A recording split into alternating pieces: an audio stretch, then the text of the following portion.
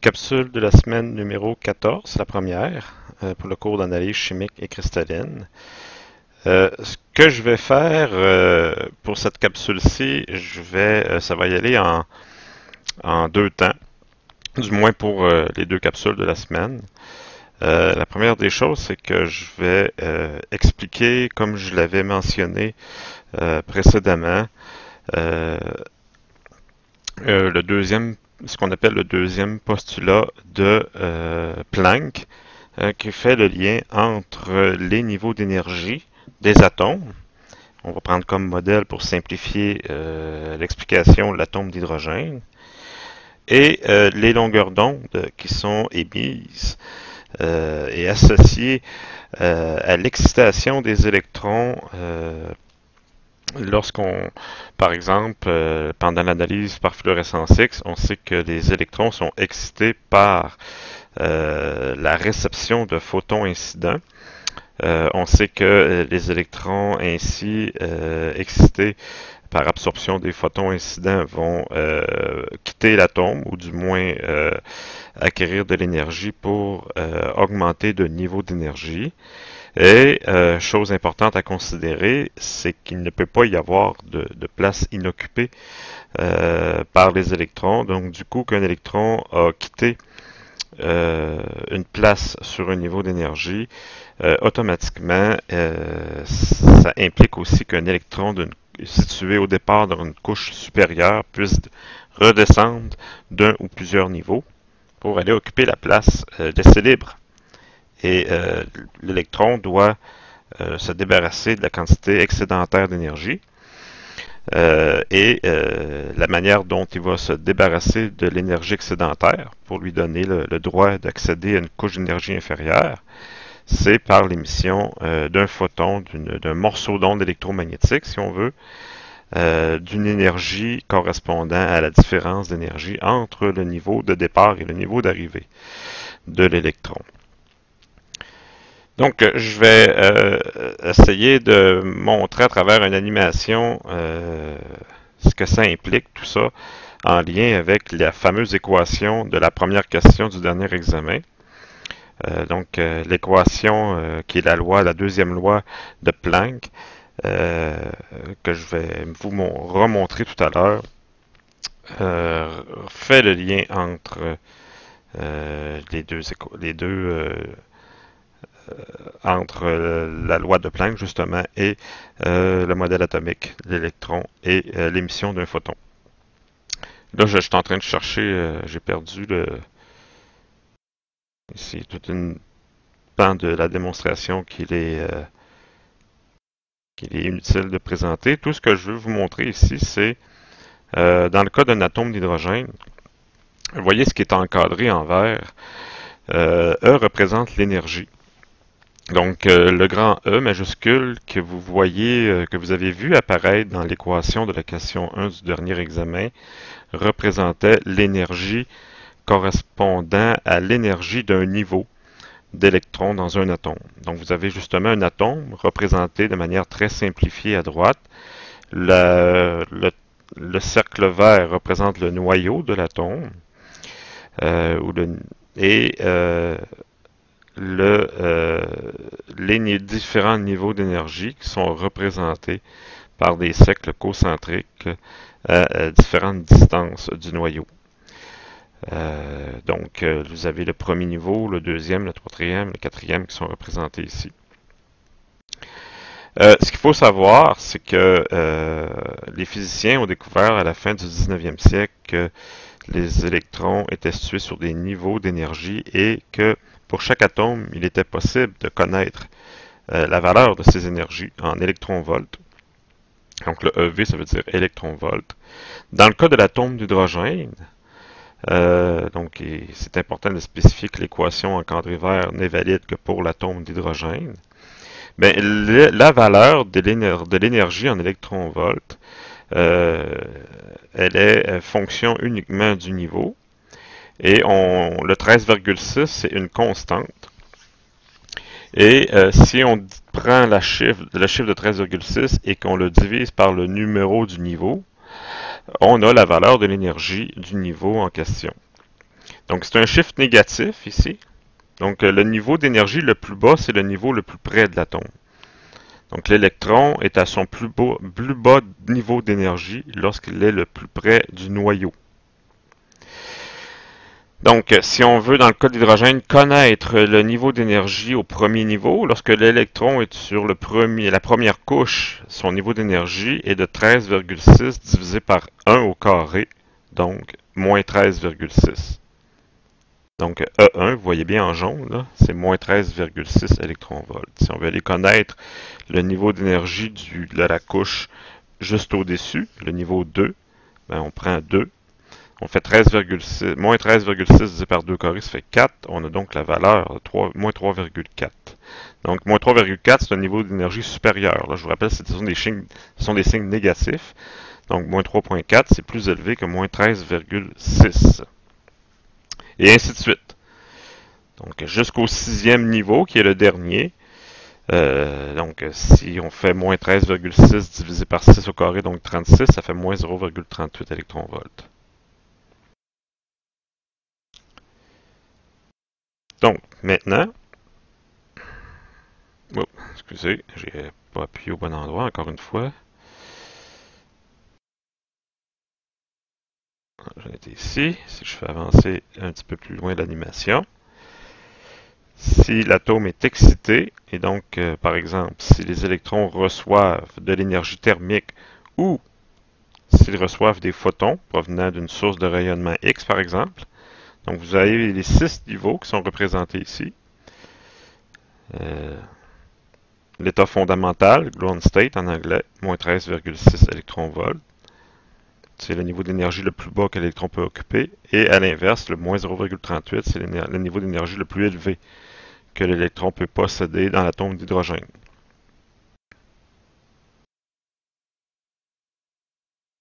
Donc, je vais faire avancer, rouler un petit peu plus vite, là, parce que ça...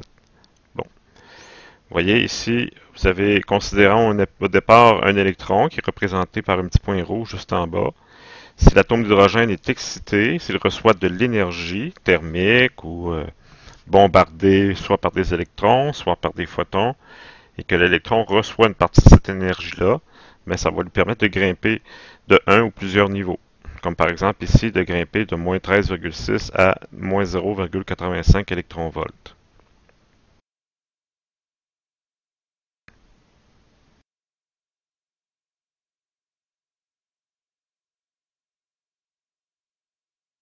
Ensuite, c'est un petit peu trop vite là.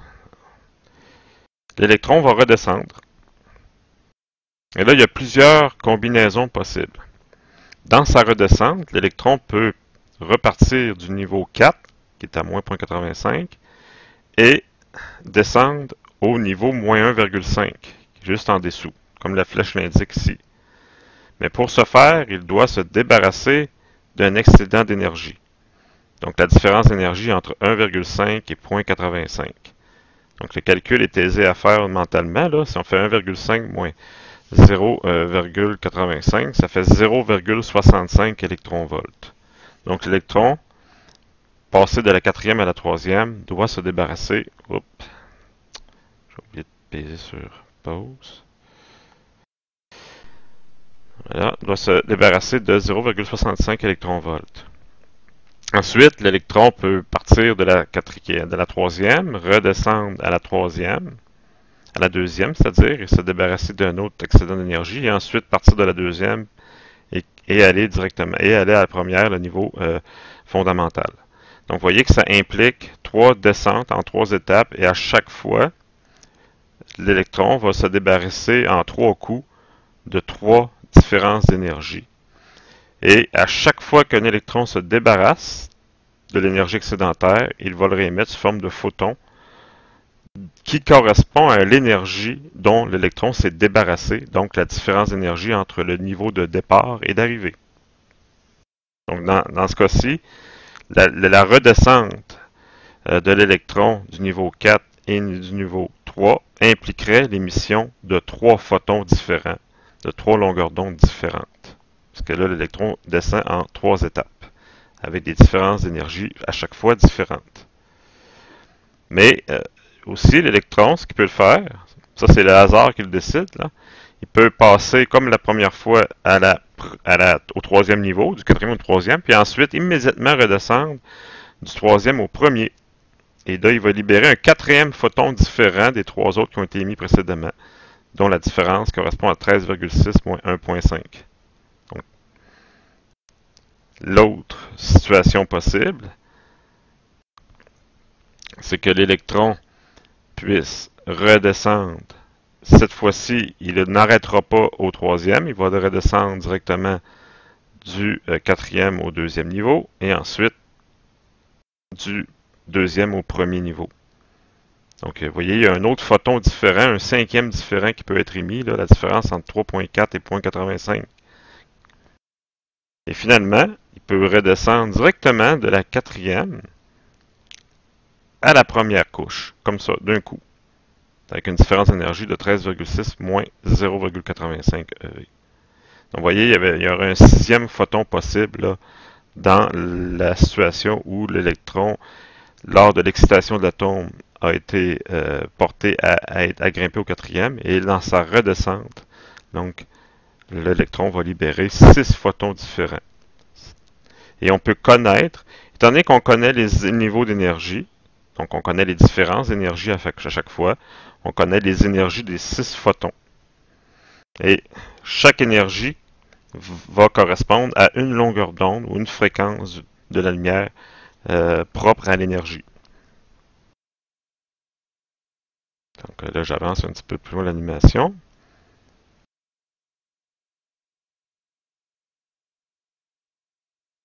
Donc, vous voyez ici,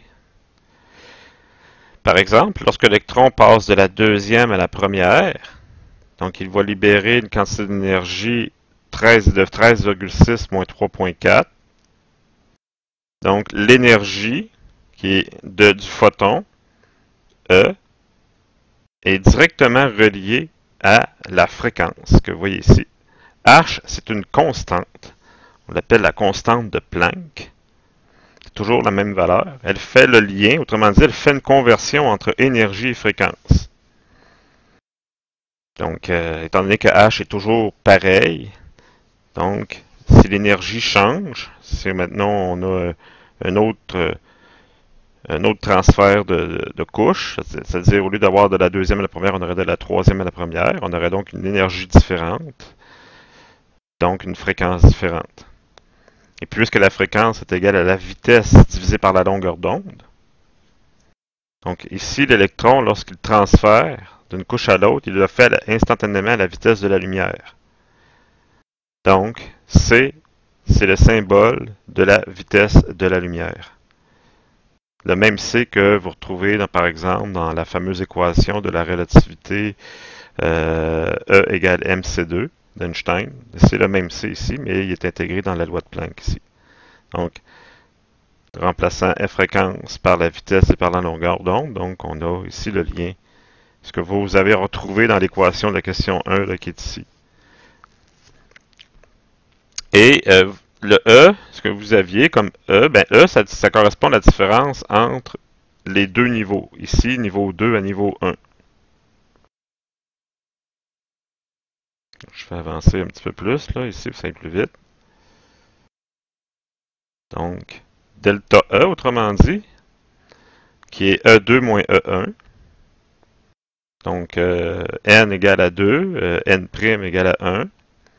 Donc, la différence, 10,2 électronvolts. Ça, c'est l'énergie du photon.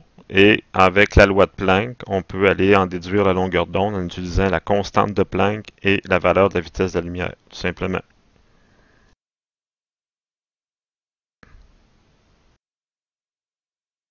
Donc ici, on l'exprime en joules.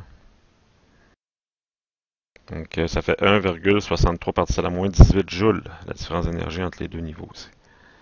Donc électron-volt, c'est une expression d'énergie, comme les joules d'ailleurs. Donc c'est deux unités qui expriment la même chose. Donc la longueur d'onde de la lumière, c'est quoi? Ben, c'est la constante de Planck fois la vitesse de la lumière divisée par la différence entre les deux niveaux d'énergie Donc le niveau de départ de l'électron dans sa redescente, moins l'énergie du niveau d'arrivée.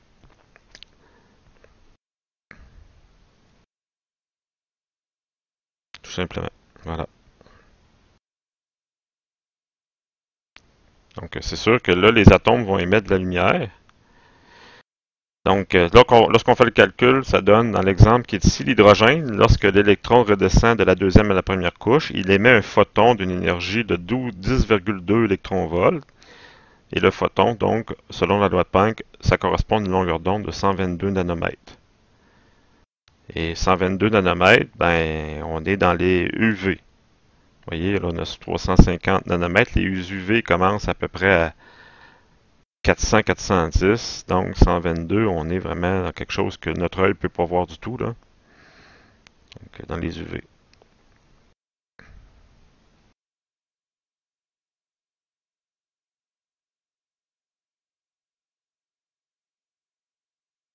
Donc, un autre exemple, si lorsque l'électron est grimpé à la troisième couche, puis qu'il redescend à la deuxième, il émet un photon. Donc, de E3, dont l'énergie est égale au niveau d'énergie du départ, E3 moins E2. Si on applique la loi de Planck, et si on le fait directement, ça fait une longueur d'onde de 650 nanomètres. 654. Celle-là est visible à l'œil. Ça tombe à peu près dans le rouge ici. Lorsque l'électron passe dans l'atome d'hydrogène de la quatrième à la deuxième, ça fait une longueur d'onde encore qui est visible à notre œil, plus dans le turquoise, comme vous l'avez vu lors de l'expérience, 488 nanomètres. Si on fait un autre exemple ici, deux autres. Donc, l'électron, lorsqu'il passe de la cinquième à la deuxième, ça fait moins 3,4 moins 0,54. Ça donne, lorsqu'on applique la formule, une longueur d'onde qui est de 435 nanomètres, qui est dans le violet. Notre œil est capable de voir, il va percevoir la couleur violet. Et de 6 moins 2, donc l'électron qui passe de la sixième à la deuxième couche, ben là, on va pouvoir le voir lui aussi, mais ça commence à être difficile parce que on approche de la limite de détection de notre œil. On est très près des UV ici, donc 412 nanomètres. Donc vous avez là les quatre longueurs d'onde que lorsque l'atome d'hydrogène est excité, comme par exemple dans une lampe à hydrogène, comme vous l'avez utilisé lors de l'expérience, vous avez les quatre longueurs d'onde que notre œil est capable de voir, que vous avez vu lors de l'expérience, correspondent respectivement au transfert, à la redescente de l'électron de la troisième à la deuxième, de la quatrième à la deuxième, de la cinquième à la deuxième, de la sixième à la deuxième. Donc, les quatre ondes que vous avez été capable de voir lors de l'expérience, à chaque fois correspondant à une descente de l'électron vers la deuxième couche de l'atome.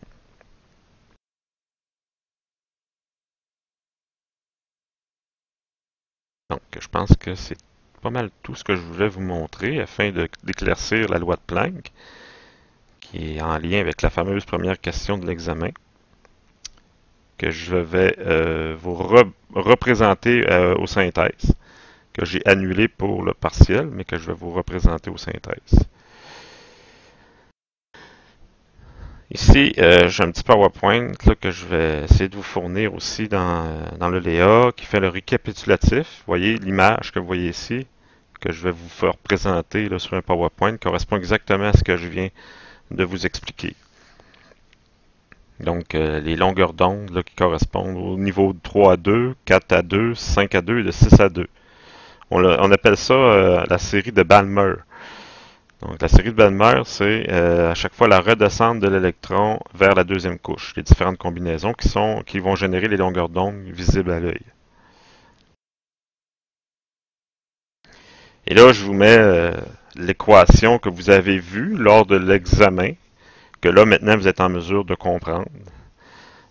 Donc, la différence d'énergie lorsque l'électron passe d'un niveau d'énergie En, N étant le numéro de la couche, ça peut être 1, 2, 3, 4, 5 ou 6.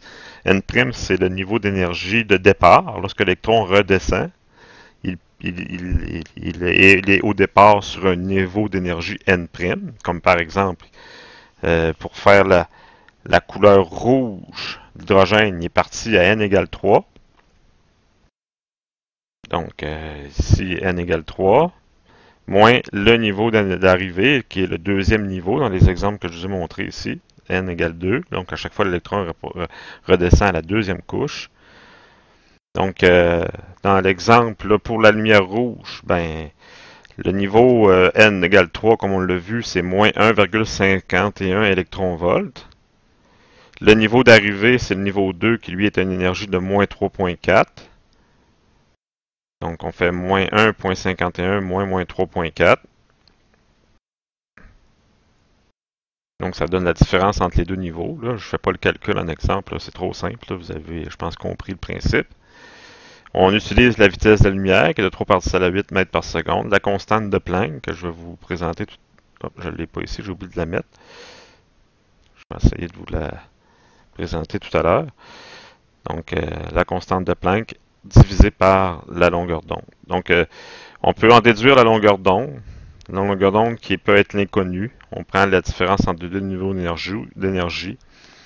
Et ça, c'est divisé. Et là, la constante de Planck multipliée par vitesse peut diviser la différence d'énergie entre les niveaux. Comme on l'a présenté tout à l'heure dans la présentation. Donc, tantôt dans la présentation, au lieu d'écrire En' moins En, on a marqué delta E. Ça veut dire la même chose.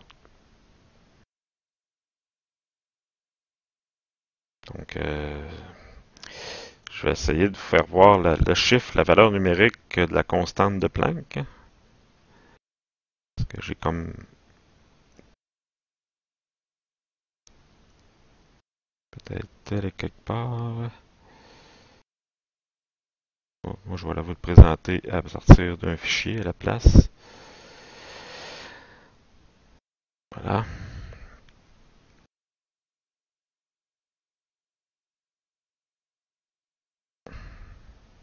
J'aurais dû y penser avant.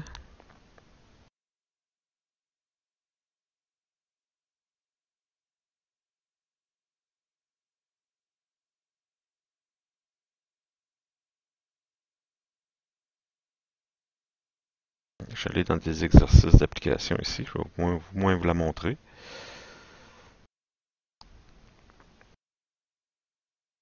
Donc, la constante de Planck, c'est 4,14 par 10 à la moins 15. Ici, je vais faire un petit zoom là-dessus. Ça, c'est des exercices d'application que j'ai déjà donnés autrefois dans le cours, mais qu'on n'a plus le temps de voir maintenant. De toute manière, c'est des connaissances que vous êtes censé avoir acquises lors de votre cours de physique. Mais semble-t-il que vous n'avez pas nécessairement vu ce genre de choses-là, ce qui est un petit problème. Donc, la constante de Planck, là, si on en électronvolts seconde, donc c'est électronvolts fois seconde, la valeur c'est 4,14 par 10 à la moins 15. Donc c'est la valeur de le symbole H dans l'équation a une valeur de 4,14 par 10 à la moins 15.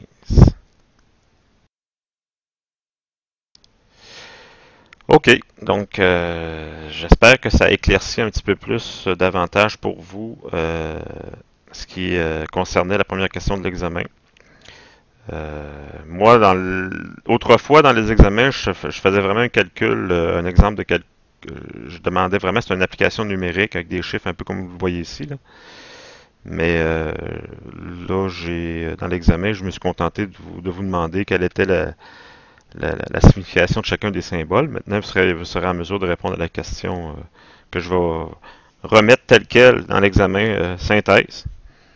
Mais que là, vous êtes en mesure maintenant d'y répondre suite à cette petite partie de capsule.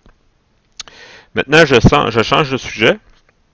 Il me reste quelques sujets à couvrir dans le cours d'initiation, entre autres les normes. Et les normes, peut-être que je vais commencer à l'aborder dans la deuxième capsule de cette semaine. Je ne sais pas encore, sinon ça ira la semaine prochaine.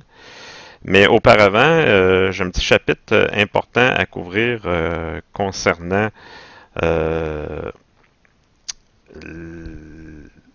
l'interprétation des résultats en analyse chimique. Donc, analyse des résultats et principes de prélèvement en spectrométrie. Donc, j'ai un document que je vais vous fournir, qui n'est pas intégré dans le PowerPoint, il est à part. Donc, je vais vous le mettre. Là, aussitôt que je vais avoir fini ma capsule, je vais le placer dans le Léa. Un petit fichier Word, pas très long. Et j'ai pris la peine aussi de surligner en jaune les phrases et les éléments les plus importants qui sont abordés dans le document en question. Donc, principe de prélèvement, ça concerne la façon dont il faut échantillonner une charge de métal en spectrométrie. Ça s'applique aussi au carbone soufre. Donc, ça s'applique autant en spectrométrie qu'en carbone soufre. Ça peut s'appliquer aussi à l'absorption atomique et à l'analyse en fluorescence X. Donc, ce qu'il faut savoir, c'est que on a beau disposer d'un appareil ultra précis, ultra perfectionné, très bien calibré, si l'échantillon que l'on analyse est issu d'un échantillonnage, à partir d'un volume d'échantillon beaucoup plus grand ou d'une charge de métal liquide. Donc, si on est dans métallurgie, on va être intéressé, par exemple, à vérifier la composition chimique d'une charge en acier d'une centaine de tonnes dans un four d'élaboration. Et si on veut savoir combien d'éléments d'alliage ajouter, ou encore confirmer la composition chimique d'une charge avant la coulée continue, et connaître cette composition chimique-là pour en informer le client et pour certifier la conformité de l'alliage, ben, on doit faire une analyse, utiliser un carbone soufre, une fluorescence X, une analyse, un spectromètre à émission optique, bien entendu. Sauf qu'avant, il faut prélever un échantillon de la charge de plusieurs dizaines de tonnes. Donc, il s'agit de prendre un échantillon d'à peine quelques grammes, quelques dizaines de grammes, et donc, il va être prélevé à même la charge. Lorsque vous avez votre échantillon, comme par exemple dans un contexte d'analyse spectrale, vous l'avez fait là, en lab, on prend des brûlures qui sont elles-mêmes, on analyse finalement les atomes, un petit groupe d'atomes contenus dans l'échantillon qui lui-même provient d'un petit groupe d'atomes contenus dans la charge de plusieurs dizaines de tonnes. Donc, je ne sais pas si vous me suivez, là, mais si on veut avoir, mettons que s'il y a réellement 2% nickel dans la charge, ben, il faut qu'au final, au spectromètre, que j'arrive à un résultat de 2% aussi. Et là, il y a des conditions à remplir, plusieurs. Premièrement, ça prend un bon équipement, précis, bien calibré, ça on s'entend. Mais il faut aussi qu'il y ait 2% dans l'échantillon de quelques dizaines de grammes que j'ai prélevé de la charge de plusieurs dizaines de tonnes, et que dans la zone de brûlure, il y ait de l'échantillon de quelques dizaines de grammes, qu'il y ait aussi 2% de nickel. Donc, voyez-vous la difficulté, ou du moins ce qu'il faut considérer pour avoir un jugement de fiabilité sur le résultat. Donc, pas de fiabilité, devrais-je dire, mais de représentativité. Donc, ça, c'est le bon terme. Donc, la notion de représentativité, elle est fondamentale en analyse chimique. Donc, il faut que mon spectromètre pour qu'il puisse me dire qu'il a 2% de nickel, comme c'est réellement le cas dans la charge d'une centaine de tonnes d'acier, il faut que d'une part, mon échantillon de quelques dizaines de grammes soit représentatif de l'ensemble de toute la charge, et que aussi, en deuxième lieu, la zone de brûlure ou les quelques zones de brûlure soient représentatifs de l'échantillon de quelques dizaines de grammes.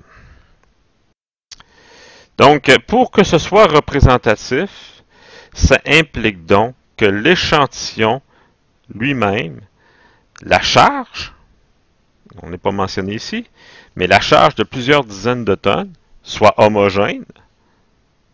OK? Parce que lorsqu'on demande à un opérateur d'aller avec une louche ou avec un autre instrument, aller prélever quelques dizaines de grammes du métal à partir de la charge liquide, ben là où je prends le métal, il faut qu'il y ait 2% de nickel comme en moyenne dans toute la charge. Donc il faut que le nickel soit homogène dans la charge.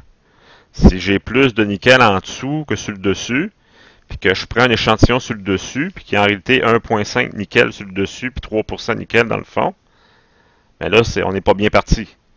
Donc, la charge n'est pas assez homogène. Donc, il faut considérer que la charge soit au départ homogène pour que mon échantillon soit représentatif de l'ensemble de la charge. Et aussi, lorsque je fais refroidir mon échantillon de quelques dizaines dans un moule, et que là, j'obtiens une pastille ou une petite rondelle de métal, il faut que le nickel soit homogène aussi dans la pastille ou dans la rondelle. Il ne faut pas qu'il y ait plus ou moins de nickel à la surface qu'au centre. Donc, il faut que ce soit homogène partout, dans la charge et dans l'échantillon. Donc, l'importance de l'échantillonnage est donc capitale, vous comprenez là, et tous les moyens devront être mis en œuvre pour assurer la représentativité et l'homogénéité des prélèvements. Et là, ici, il y a un paragraphe qui parle de les façons dont on peut prélever des échantillons, les outils, des moules en coquille réfractaires, des tubes en quartz. Donc, il y a différentes façons de faire des échantillonnages ou des prélèvements.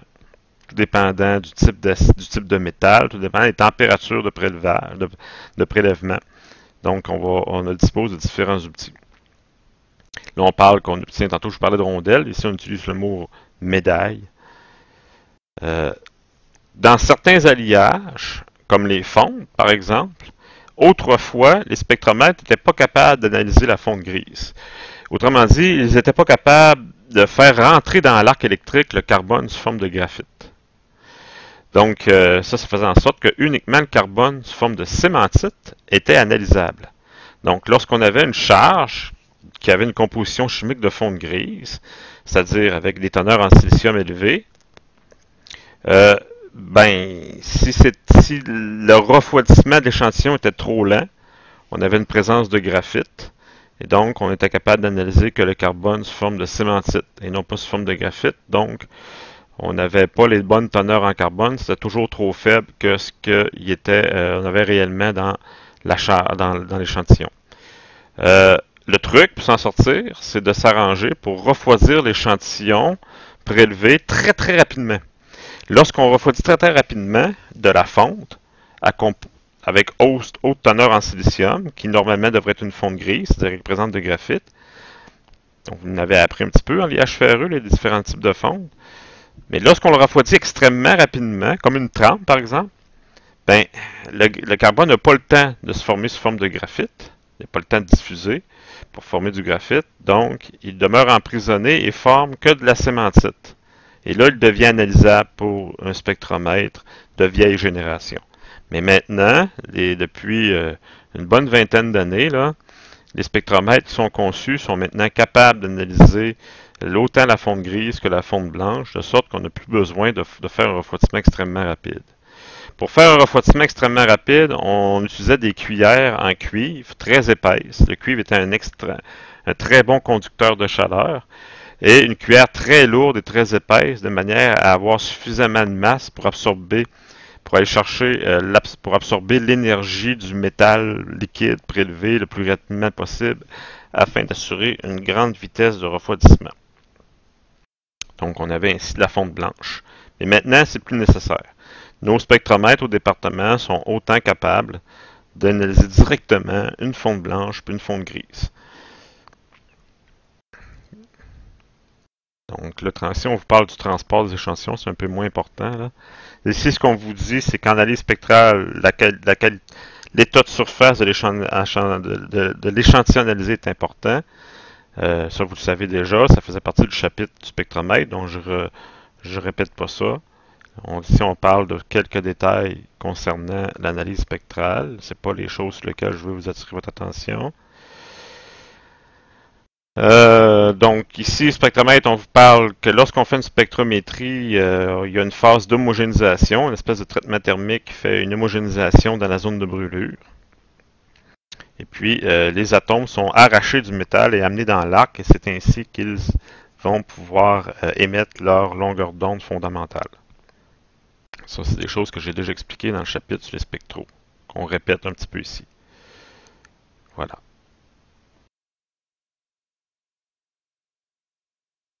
Ici, c'est des petits détails. Bon, ça, c'est moins important. Ce que je vous dis tout de suite, là, c'est, comme je l'ai dit, c'est ce qui est en surligné jaune qui est important à retenir. Deuxième section du document. Avant ça, je vais aller voir combien de temps j'ai utilisé pour ne pas dépasser un certain niveau de temps. OK, parfait. Ici, ce qu'on aborde, c'est l'analyse des résultats. Donc, tantôt, c'était les échantillons doivent être représentatifs et homogènes.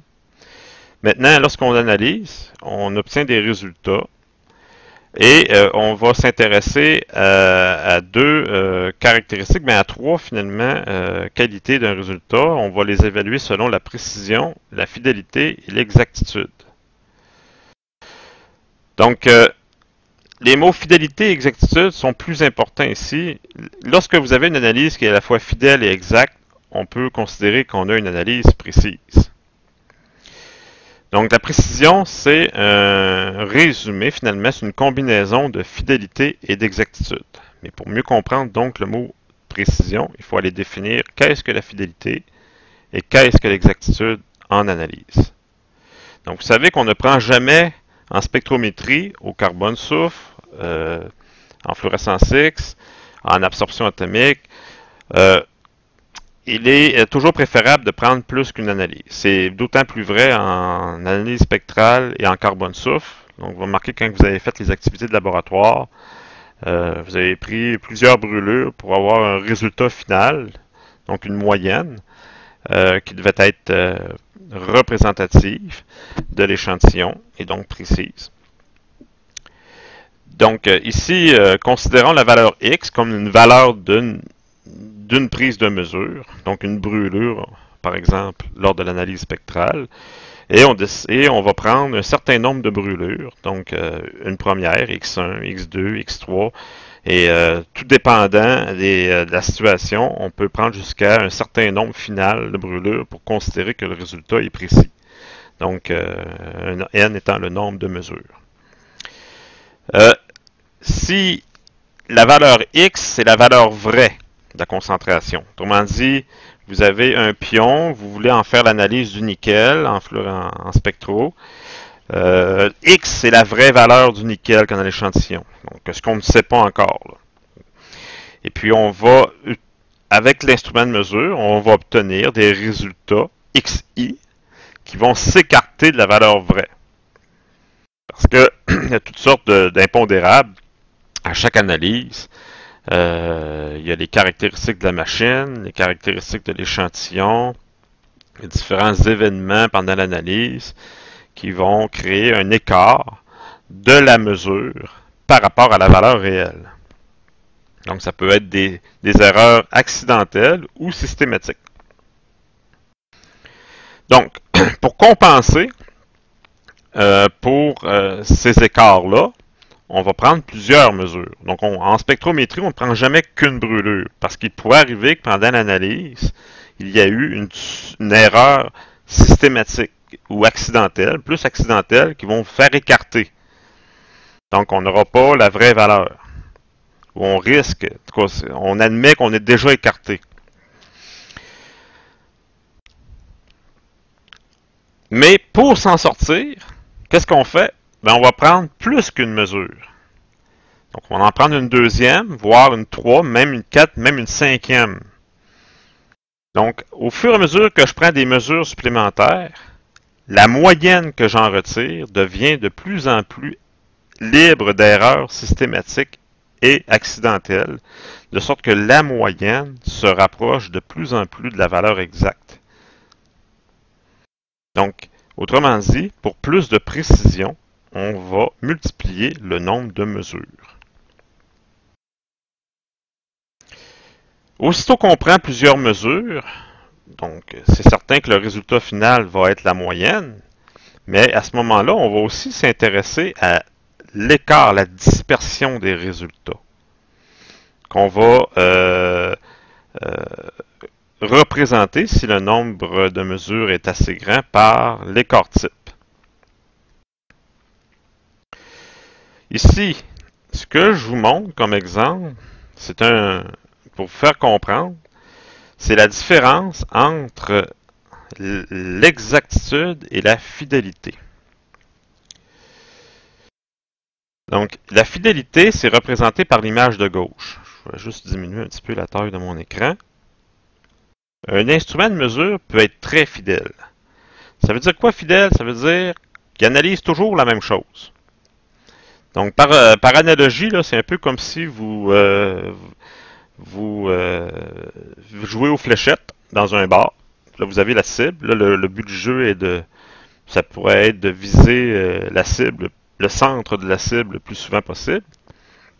Mais là, vous jouez aux fléchettes, et là, j'ai représenté par 5 croix dans l'image de gauche les points d'impact de chacune de vos 5 fléchettes. Donc, vous remarquez que vous visez pas mal toujours au même endroit. Donc, vous êtes fidèle, un peu comme vous êtes toujours avec la même personne. Donc, vous visez au même endroit, sauf que on voit bien que ce que vous n'êtes pas, vous êtes fidèle, mais vous n'êtes pas exact. Parce que autrement dit, si le but est de viser le centre, vous n'êtes pas capable de viser le centre, vous n'êtes jamais sur le bon résultat. Donc le centre, par analogie, étant la valeur vraie de la concentration chimique. Okay, autrement dit, c'est comme si, mettons, il y avait vraiment 2% nickel dans mon échantillon, puis quand je l'analyse au spectro, il m'analyse tout le temps 3 à chaque fois. Donc on est à côté. L'autre situation, c'est que vous visez vraiment à des endroits très différents à chaque analyse. Donc, la dispersion est très grande. Donc, vous n'êtes pas fidèle. Vous visez à des endroits différents à chaque fois. OK? Donc, vos 5 fléchettes sont vraiment tombées à des places très différentes. Donc, sauf que si on faisait la moyenne, ça pourrait correspondre au centre de la cible. Donc ici, l'image de droite représente une situation où l'instrument de mesure n'est pas fidèle, mais si on prend suffisamment de mesures, le résultat finit par être exact. Donc, mesure exacte, mais pas infidèle, mais pas fidèle, c'est-à-dire. Hein. Bon, mais infidèle. Ou je vais marquer fidèle. Voilà. Un grand nombre de mesures est nécessaire. Voyez-vous là? Dans la situation de droite, je vais être capable d'avoir quelque chose de représentatif à la condition que je prenne un très grand nombre de mesures. Parce que là, si j'en prends juste 2, imaginez que j'ai pris juste 2 brûlures qui correspondent, mettons, à la flèche qui est au centre, à celle qui est ici, que vous voyez à l'écran en haut. Mais la moyenne, je ne suis pas au centre. Il faudrait que j'en prenne plusieurs autres pour finir par avoir une moyenne représentative. La situation idéale, ce serait quoi? C'est celle-là ici, où je suis à la fois fidèle et exact. Donc, fidèle, ça veut dire que mes résultats, il y a très peu de variations, mais qu'à chaque fois, je suis sur la cible. Je n'ai pas besoin de prendre un très grand nombre de mesures pour arriver sur la cible, comme la situation que j'avais à droite ici. Donc, un nombre limité d'analyses qui me permet quand même d'avoir un résultat représentatif. Vous voyez ici, j'ai juste 3 croix. Ça, c'est ce qu'on recherche. Bon, de quoi ça va dépendre? Ben, la fidélité dépend de la qualité de l'instrument de mesure et aussi de l'homogénéité de l'échantillon.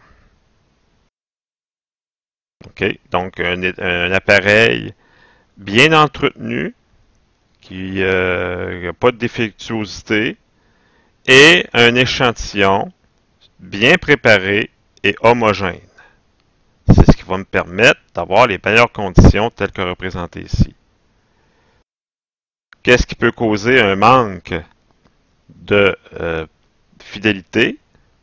Ben, un appareil mal entretenu, okay? Donc il manque, mettons, il y a des composantes qui sont sales, ou un échantillon qui est hétérogène, Donc, je brûle à un endroit, il y a plus de nickel, ailleurs, il y en a plus. Voilà, ça donne comme une dispersion plus importante. Et qu'est-ce qui peut créer une situation qu'on a à gauche, c'est-à-dire une situation où je suis fidèle, mais pas représentatif? Ben, l'appareil, il est bien entretenu. Okay? Parce qu'on a des sources, on a une dispersion faible, donc l'appareil est capable d'analyser toujours la même chose.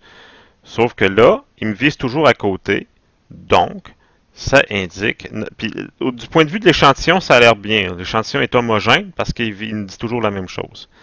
Sauf que là, ça dénote d'un manque d'étalonnage, de calibration, comme j'ai indiqué ici. Donc, l'appareil est probablement désétalonné ou décalibré. Donc, avec des standards, il va falloir refaire les courbes ou corriger les courbes parce que ce sont la part des analyses sont des analyses par comparaison, des courbes obtenues qui font le lien, qui font la corrélation entre, par exemple, dans un spectro, entre l'intensité de la lumière reçue au détecteur des longueurs d'onde analysées provenant d'un élément analysé et la teneur connue de l'élément en question dans un standard. Donc, il faut réétalonner l'appareil quand ça donne une situation qu'on voit à gauche. Voilà. Donc, ce qui vient à suite dans le document, ben, c'est un petit peu plus, j'aborde un peu plus profondément du point de vue statistique de l'analyse des résultats. On parle de coefficient de variation, écart type relatif, qui est ramené par rapport à la moyenne. Ici, on indique que plus on prend ici, mettons, si on fait une analyse et qu'on prend seulement deux mesures, OK? En statistique, il y a 95% des chances d'obtenir un résultat valable lorsque l'intervalle est de plus ou moins deux fois l'écart type divisé par la radicale du nombre d'échantillons. OK? Donc, ce qu'il faut retenir ici, c'est que la formule, c'est 2 égale à n. Parce que vous la voyez ici en bas, là. Mais plus on augmente n, c'est-à-dire plus on prend d'analyse en spectro, plus vous faites de brûlures, plus vous vous rapprochez du vrai résultat, plus vous resserrez, donc le 95% de chance d'avoir le bon résultat, il devient plus resserré. Donc, pour que le résultat soit compris entre 2 fois écart type divisé par radical n.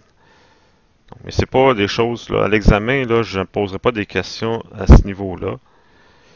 C'est juste pour compléter avec ce que j'ai dit là, avec les cibles.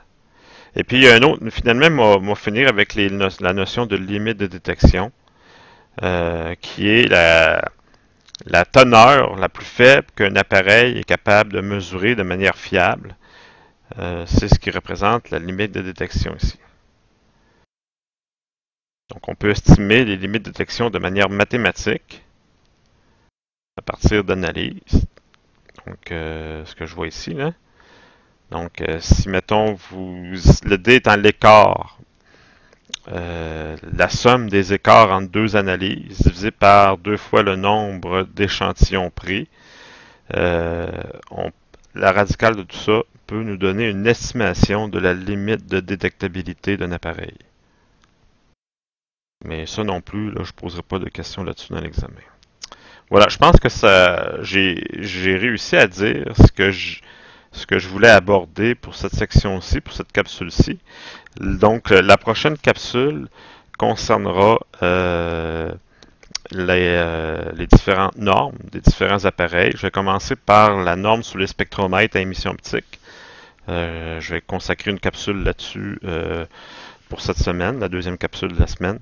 Et puis la semaine prochaine, j'aborderai les autres normes concernant les trois autres appareils. Voilà.